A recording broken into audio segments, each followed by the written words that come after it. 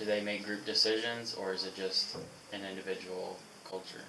I would say more group-oriented, probably. Again, I think that kind of varies depending on age and where people are, but usually for decision-making, like for a town, traditionally people would have what's called a kotla. So it's communal decision-making, and it's supposed to be democratic, so you have to reach a consensus, but it is only men making the decisions, so that would be very patriarchal in a sense. If someone were to come to Christianity, one part of the family, would the whole family become Christian? Probably not. No, I guess that would be an individual. Okay. Yeah, this would be more like big social decisions. What does a typical day look like for a Botswana person? Wow, that's really going to depend. I guess it depends. It depends probably on where you live and what your occupation is. So, most people live in towns and would, wake up, get ready for work, go to work, come home. There's a lot of mining in Botswana, so if you were in Botswana and you're working on a mine, I guess you would probably have an earlier kind of day. There's also a lot of farming, or what in the States would be called ranching of cattle, so if you're dealing with cattle, you'll get up a lot earlier, just like, farmers everywhere, I guess. But yeah, I don't know if there's anything. What would people like our be age be doing? Probably going to school. The Botswana educational system is much like the U.S. They've pretty much westernized the way that they think about school and their education. Parents of the Botswana culture press their children to go to school from a very young age.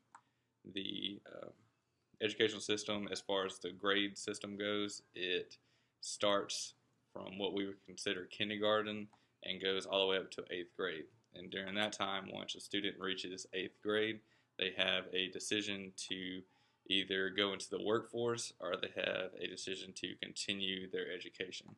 And since parents press their children to start from such a young age, they will often choose to further their education. So from 1st to 8th grade is the lower education part, and then they go from 9th grade to what we consider 12th grade, and then they would graduate high school. So again, since the parents press such a hard emphasis on going and furthering their education, they will often go to a college. Now, they do have a college in Botswana, but most of the time students will not choose to go there, even though it is relatively prestigious to go there. They will often try to go to the U.S. It's just kind of like getting out of your hometown. Botswana culture in some ways is pretty westernized. There's been a lot of contact, first with British people and then with Americans and with South Africans who are in some ways very Europeanized. So we were also wondering, what do non-Christians believe? Like, if they're not a Christian, what's the go-to religion, or what's? So Christianity is actually very prominent within Botswana. I would say I don't know what y'all's research has found. I have seen studies that are upward. Okay, that's what I was going to say. Was studies of upwards of 90% of people are Christians, because there have been a huge sort of British and then American missionary influence. If you're not Christian, probably a traditional kind of belief. So probably some type of animism. Okay. There's a sizable Muslim population in Botswana, but they wouldn't be Tswana, and a sizable Hindu population. So I guess if people converted, but yeah, probably either just a traditional religion or maybe just no religion. Okay. This one's kind of a more abstract question. What do the Tswana people believe about themselves and the world they live in? And what do they believe their purpose is on Earth? In traditional Botswana culture, and again, this is going to depend on kind of where people live, but cattle represent wealth, so you might want to have a lot of cattle. But yeah, I think really just kind of the role of faith within public discussion is really kind of prominent and important. So probably being a good kind of church member, whoever, and that's obviously relative and varies, and people have different definitions of that. So, being kind of a productive member of your community and society and church, and being able to support your family. So our next question is, we want to know what their government's like. Okay. So Botswana's government actually, the Tswana pride themselves on being one of the oldest democracies in the world. So the Khotla is considered to be very democratic, even though it's male-oriented. It's not dependent upon station or seniority or anything like that. There's a parliament, but then there's also a state president, which is pretty common in Southern Africa. And Okay, is there one thing or multiple things that we should never do when we are visiting? I wouldn't say there's anything like that. I would say generally being able to receive hospitality is very important. People are really warm and really hospitable, and one of the things I remember my dad always, saying to American volunteer groups if they would come out is, if you go to somebody's house and they want to kill a goat for you, you have to eat the goat. Do they have any celebrities, like big-time sports players? Like, are they big on sports? Do they have big movie stars? So the big thing actually in Botswana is heavy metal now, and I'm not really into heavy metal, so I don't know anything about the scene. But apparently there are a lot of really successful heavy metal people. As far as famous people go, their biggest idol that they would look up to would be their very first president. He helped gain independence from Great Britain and kind of set up their democracy. Question. What is most important to the Swanee people and culture?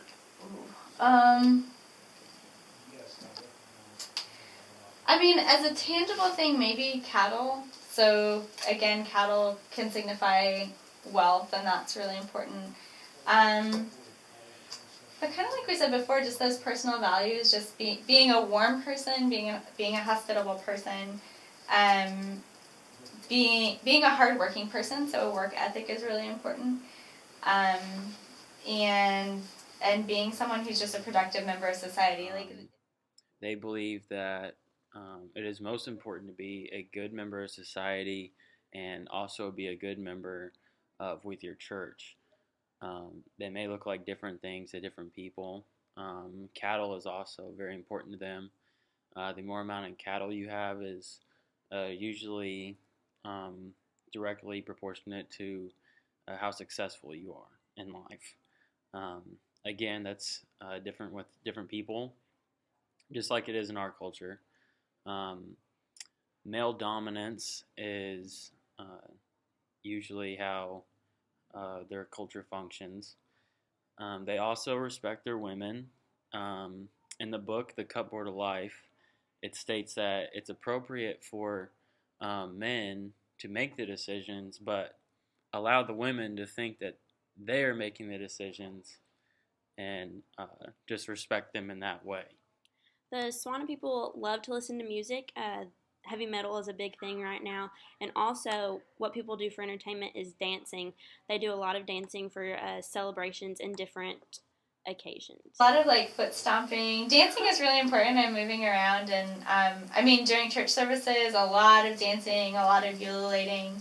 And there's a tradition too of shaking everyone's hand as you leave church. So if we were filing out of the pew, if I'm the first person out of the pew, I would stand at the doorway and shake all of your hands, and then after you shook my hand, you'd stand there and shake everyone else's, or hug them or whatever. So that's pretty important. That's an important part, especially of worship celebrations, whether that's a church service or a wedding, or sometimes even a funeral. And if it's more of a wake than a funeral, that might be important, or any kind of big event celebrating. So yeah, so music is very, very important. We might have to try it. Yeah, but a lot of foot stomping, a lot of clapping. What is their food like? Pretty simple. So the main dish is something called mealie pap, and it's made out of mealies are basically corn. Okay. So it's basically made out of corn, and it's like a corn porridge. So it's kind of like the consistency of mashed potatoes, but a little stiffer. In the Swana culture, there are several different types of clothing that people can wear. The women usually wear a type of dress or skirt, and the men usually just wear pants and a shirt, whether it's a button down or just like a regular t-shirt, just like here, depending on the occasion. Most of the women's clothing is very colorful and very just traditional to the Swana culture. Dumela, Mayra, Tahili John. Good morning, Mr. and Miss. How are you? Three. Samaya Singley.